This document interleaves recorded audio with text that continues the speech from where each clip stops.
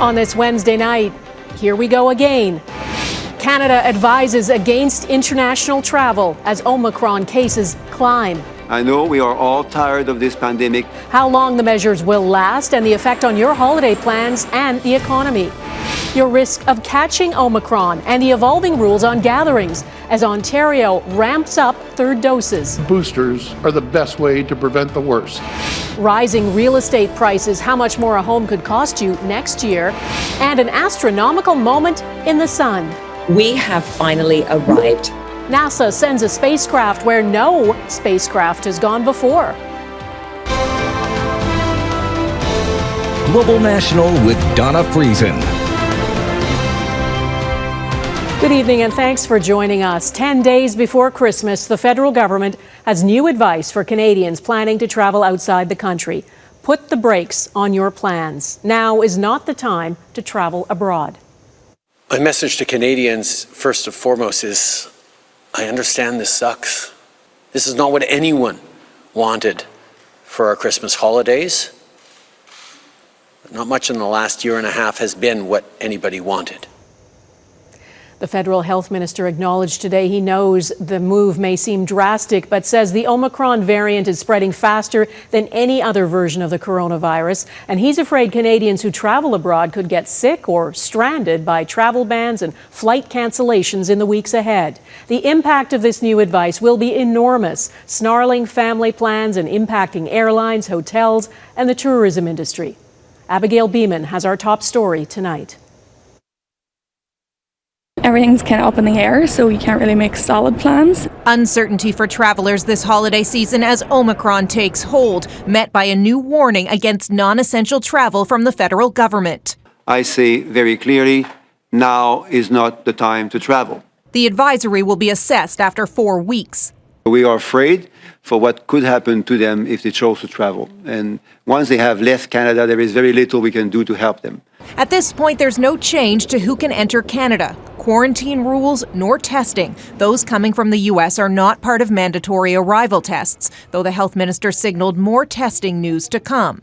There's not a whole lot of solid evidence to support this, but it is a logical measure with an aim to reduce volume. This long into the pandemic, after getting vaccinated, people are worn down and fed up. There's less patience for another round of restrictions and more pushback. Alberta's premier said several of his counterparts are not on board with more travel rules. We have to maintain some sensible balance here.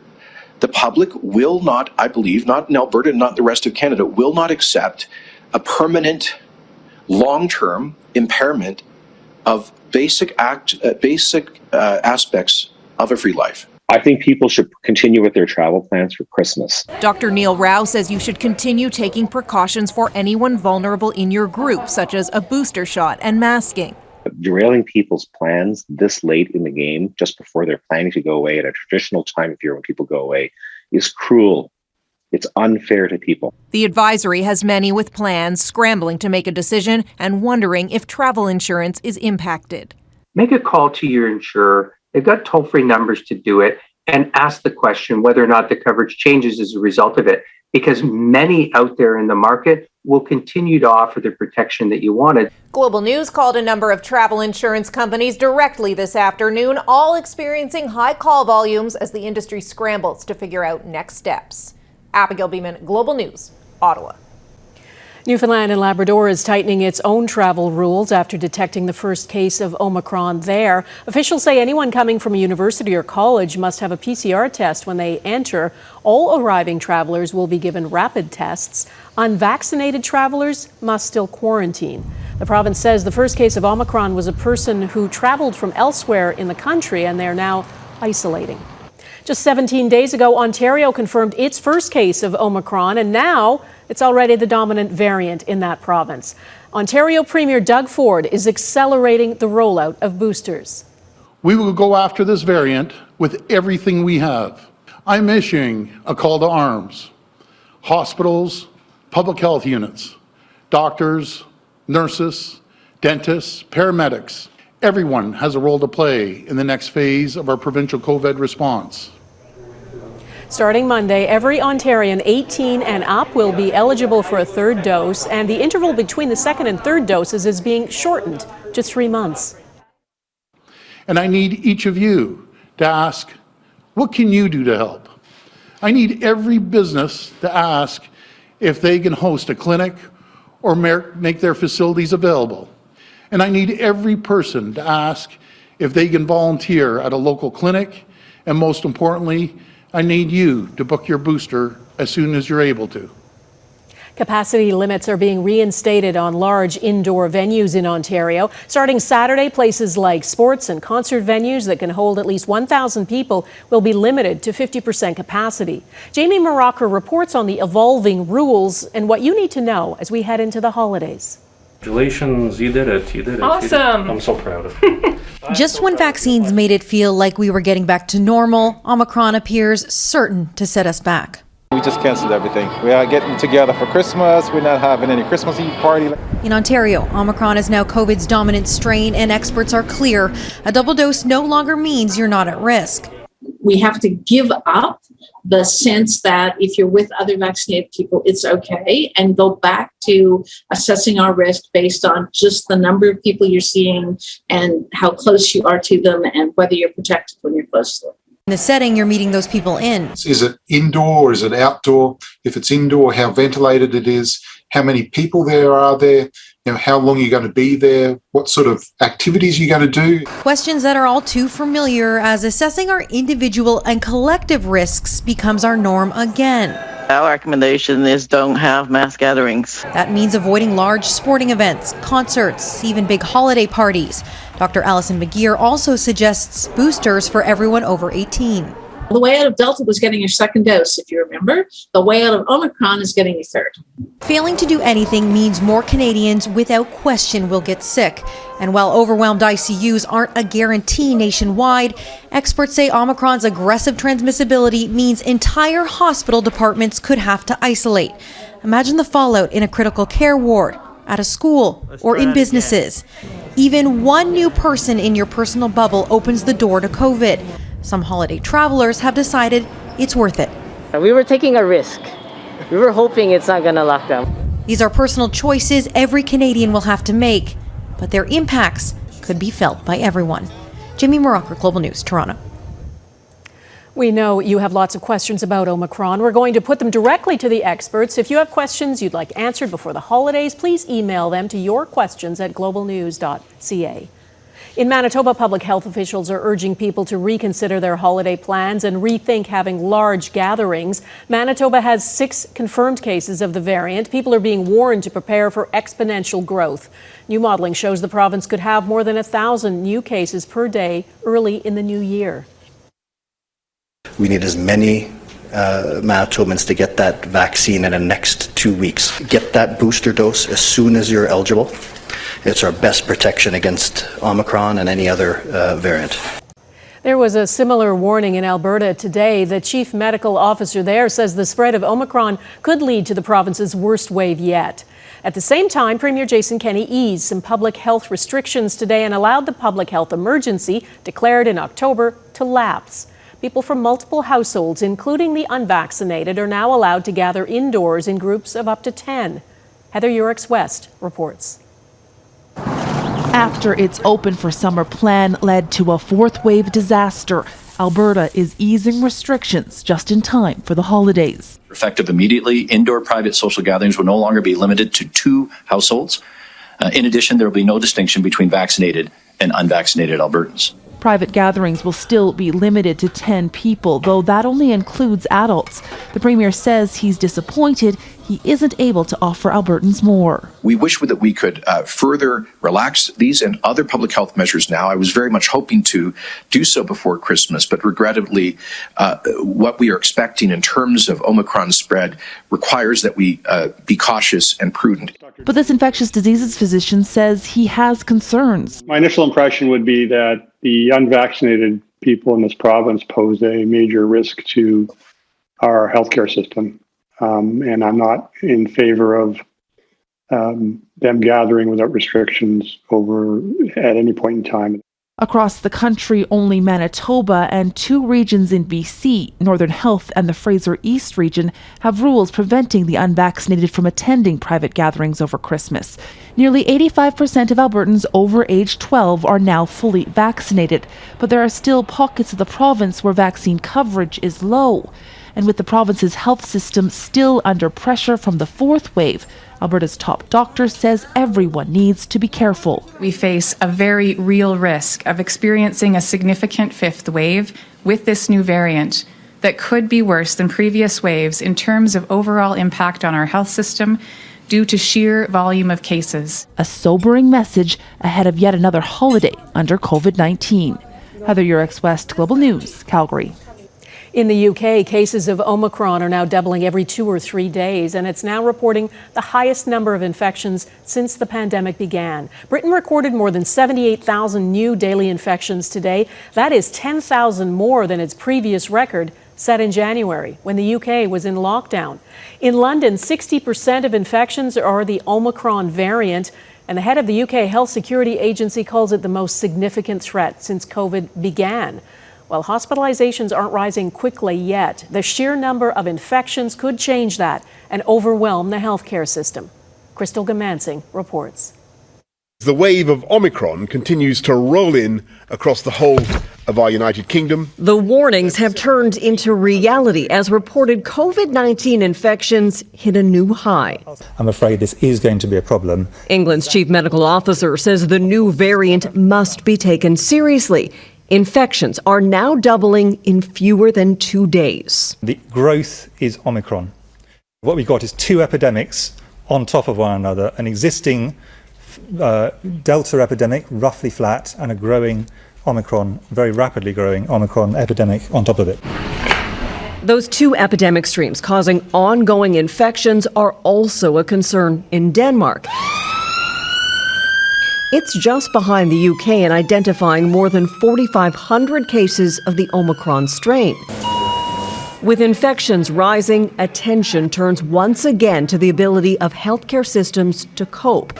France is struggling with Delta, add in Omicron, and officials warn 4,000 people could be in ICUs by Christmas. This variant does not put into question our strategy to fight the virus. On the contrary, it reinforces it. It makes our prevention tools, vaccinations in particular, more necessary and urgent than ever.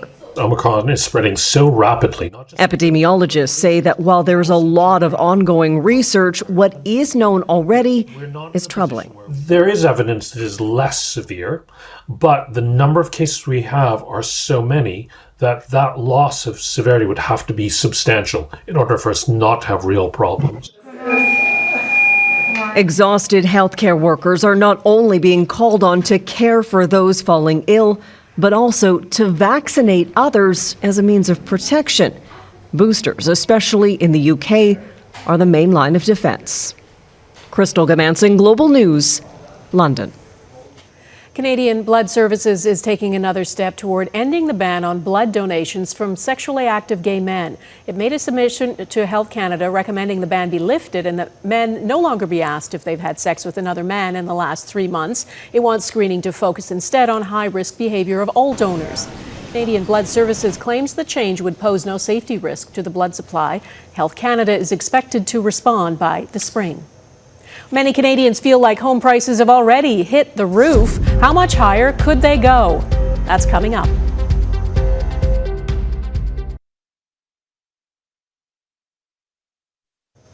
There's not much relief in sight for Canadian homebuyers struggling with high prices. New data from the Canadian Real Estate Association shows the average cost of a home in Canada hit an all-time high in November of nearly $721,000. That's up 19.6% from a year ago.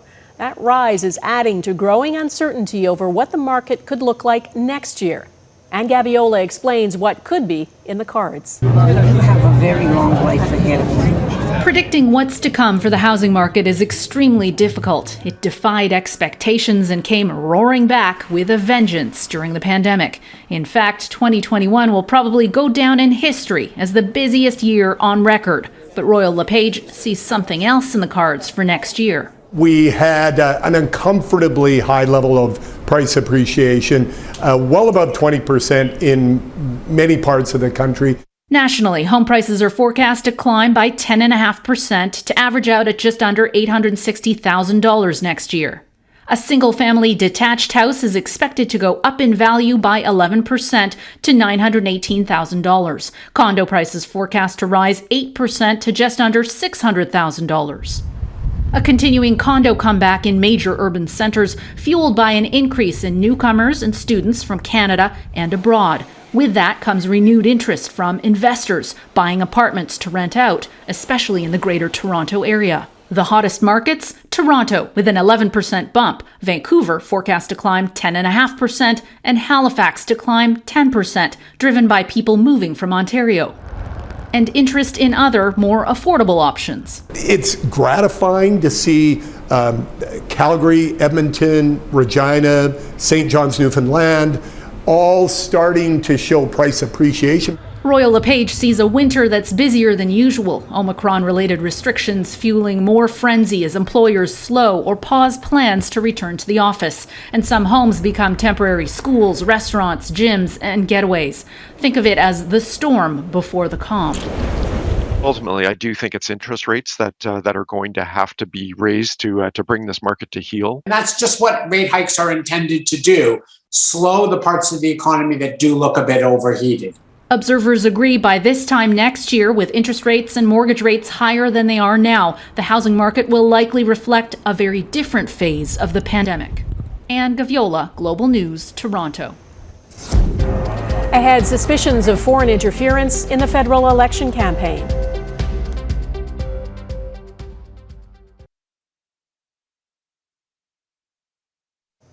The federal Conservatives believe some of their candidates were targeted by foreign governments in the 2021 election.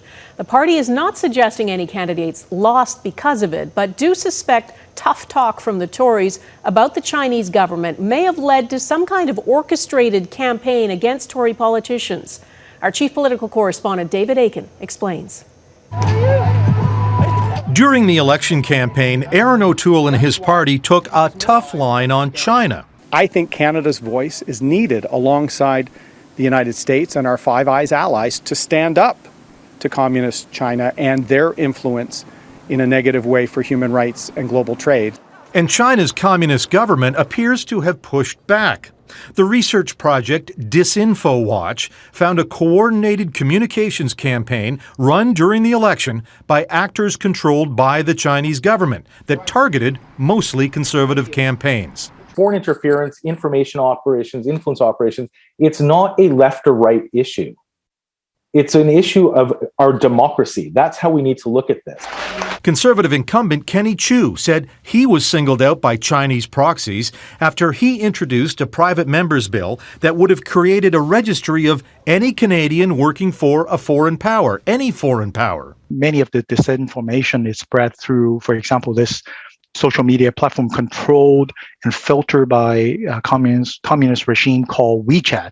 Disinfo Watch tracked a coordinated disinformation campaign that falsely claimed Chu's bill would force all Chinese Canadians to register. And he heard about that from his Chinese Canadian constituents. They responded to me saying, how could you be anti-Chinese?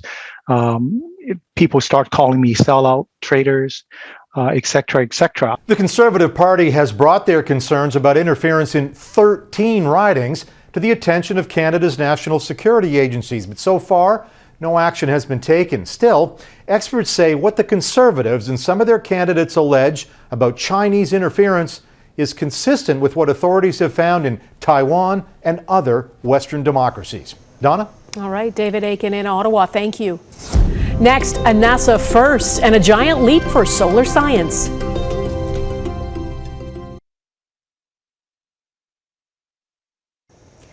It rises and sets every day, and we mostly take it for granted. But the sun is what makes it possible for life to exist on Earth. Yet we know very little about it. And for decades, scientists dreamed about ways to build a spacecraft that could withstand the intense heat and radiation of the sun. Now, as Mike Drolet reports, they've finally done it. For all the light and heat the sun provides the Earth, the largest star in the middle of our solar system remains in many ways a mystery. It's one of those things that we're like, we've got the sun. We see the sun every day. We must know everything about the sun already. But really, we don't. And we're using cutting-edge technology right now to send something that close to the sun. Liftoff of the mighty Delta IV Heavy rocket with NASA's Parker Solar Probe. In 2018, NASA launched the Parker Space Probe, an ambitious spacecraft scientists first dreamed of 60 years ago. Actually, that's not entirely accurate. Astronomers have been studying the sun for centuries, but the only time they could look closely at it was during solar eclipses. They could only dream of a declaration this bold. We have finally arrived. Humanity has touched the sun. Now, the sun doesn't have a solid surface. It's a giant ball of hot plasma that's held together by its own gravity. The wispy lines of solar material that are contained within the sun's magnetic field are called the corona, and that's what the Parker probe flew through. You can imagine the response from people who've dedicated their lives to capturing these images. Is that the Milky Way passing? Yeah, absolutely. That's the Milky Way. Yes. That's amazing. That is extraordinary. Okay. Thank you. Of all the sun's wonders, NASA is honing in on two. They want to know why the corona is 300 times hotter than the surface of the sun. And they want to better understand how solar winds work, because they can disrupt satellites and fry electrical grids here on Earth. And what we don't often think about is, the phone that we easily have in our hands to check TikTok, to watch the news, to check the weather app. All of this is really operated by satellites. The tragedy of a potential TikTok outage aside, the sun is the only star we know that supports life. So perhaps we should spend more time appreciating it. Mike Drolite, Global News, Toronto. And that is Global National for this Wednesday. I'm Donna Friesen. Tonight's Your Canada is the BC Legislature in Victoria. We'd love to see Your Canada, especially festive and joyful pictures this time of year. Please email yours to viewers at globalnational.com. Thanks for watching. Hope to see you here again tomorrow. Take care of yourselves. Bye-bye.